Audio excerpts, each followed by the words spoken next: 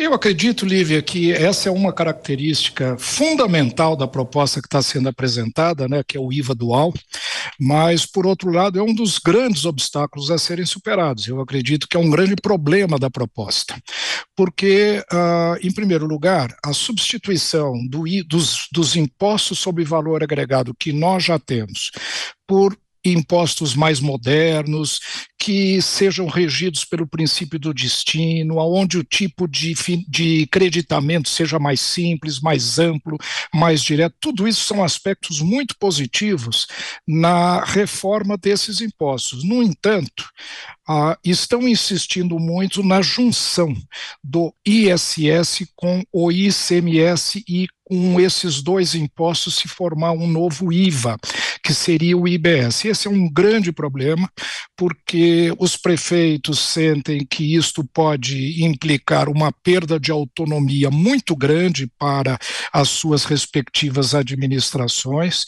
Por outro lado, a mudança do princípio da origem, porque hoje o imposto como o ICMS, ele é cobrado no estado produtor. A proposta é de que o ICMS, no caso o IBS, ele seja cobrado no estado consumidor, no caso de transações interestaduais.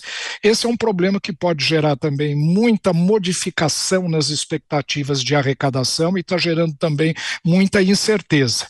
Então, em resumo, esta junção, que aparentemente é uma coisa ótima, uma coisa fácil, é uma coisa desejável, você, ao invés de ter 5, ter 2, é evidente que isso parece que vai simplificar, mas não é bem assim, não.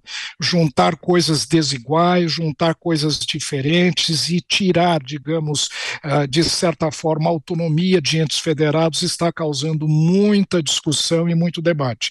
Nós vamos ter que esperar agora o relatório propriamente dito para poder avaliar, mas a principal diretriz, que é a manutenção do IVA dual, vai dar muito pano para manga ainda e muita discussão, principalmente por parte dos prefeitos das grandes cidades que estão muito reticentes em apoiar esse projeto. Os parlamentares, inclusive, professor, que estão defendendo essa tese, essa possibilidade de que esse relatório final vai ser bem diferente desse relatório preliminar que já foi apresentado, justamente pela falta de consenso. Para além dessa questão da autonomia dos entes federados que o senhor citou, muitos setores estão preocupados com a criação desse imposto único, digamos assim, mas de duas partes, o IVA dual.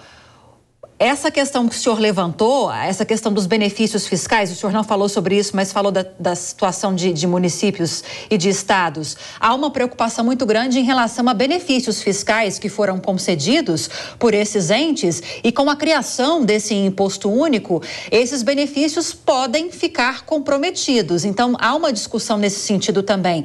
Como equacionar essa questão? Como resolver essa questão? E a própria criação das alíquotas diferenciadas para alguns setores. Exatamente, Lívia. Como eu disse para você, a ideia de que juntando isso simplifica não é necessariamente verdade, porque se está juntando problemas diferentes, casos diferentes, circunstâncias diferentes. A questão dos incentivos fiscais que foram concedidos pelos vários estados, elas precisam de alguma maneira serem respeitadas, pelo menos durante um determinado período. Não há nenhuma forma ainda claramente definida sobre como isso vai acontecer. Isso deixa os estados e as próprias empresas que se beneficiaram desses incentivos fiscais muito preocupadas. Outra coisa importante, ao se juntar o ISS com o ICMS, se está juntando a base tributária da manufatura com a dos serviços. E isso vai causar um deslocamento, uma transferência de carga tributária brutal a favor da produção industrial, que vai ser beneficiada, mas com um enorme prejuízo, com um gigantesco aumento da carga tributária incidente sobre o setor de serviços. Estão falando aí que alguns setores vão ter alíquotas preferenciais, exatamente para se evitar que esse deslocamento seja generalizado, mas é muito difícil se administrar essas coisas.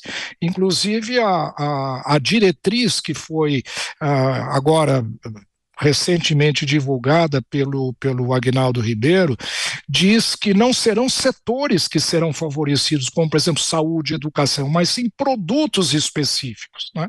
tipos específicos de atendimento de saúde ou de remédios ou de tipos de educação, de modo que vai ser muito complicado, é muito difícil. O diabo sempre mora nos detalhes, né?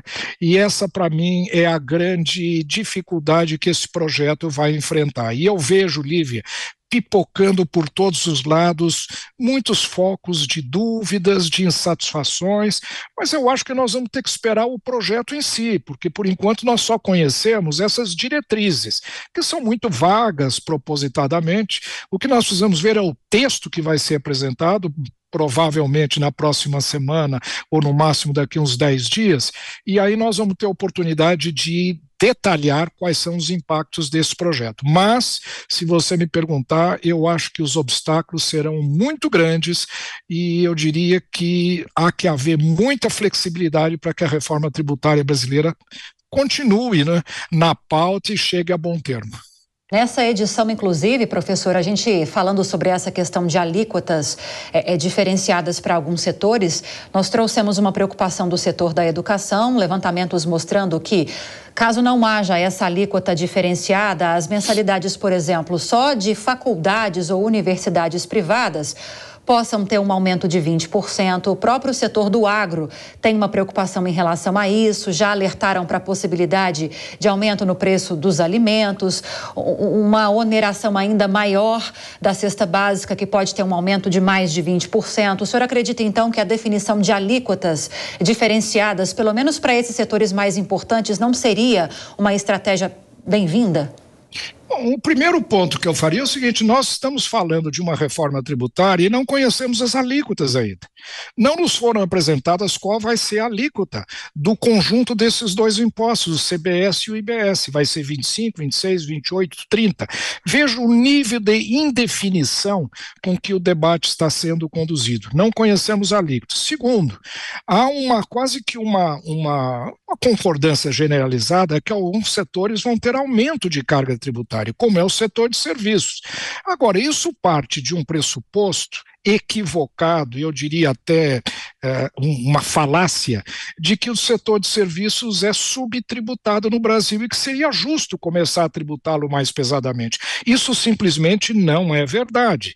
Se nós tomarmos o conjunto dos impostos pagos pelos vários setores econômicos, o setor de serviços ele é tributado praticamente no mesmo nível que o setor da indústria, portanto, um deslocamento de carga tributária em desfavor do setor de serviços seria uma enorme iniquidade e poderia perturbar muito o andamento da economia brasileira, pode causar perturbações no funcionamento de setores importantes para a nossa economia. O agro é um deles.